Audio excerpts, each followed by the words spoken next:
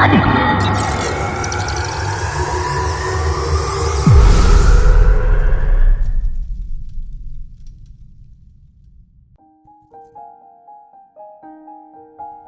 بوڑھا آدمی سڑک کنارے ٹھیلا لگائے تربوز بیچ رہا تھا۔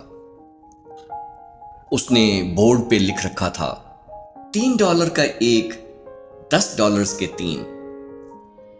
اتنے میں ایک لڑکا آیا جو پڑھا لکھا لگ رہا تھا۔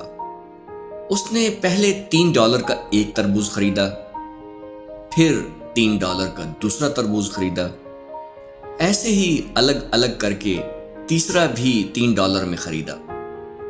جاتے ہوئے بوڑھے آدمی کی طرف مڑا اور کہنے لگا، شاید آپ کو پتہ نہیں چلا، مگر دیکھو میں نے الگ الگ کر کے تربوز خریدے اور $1 بچا لیا۔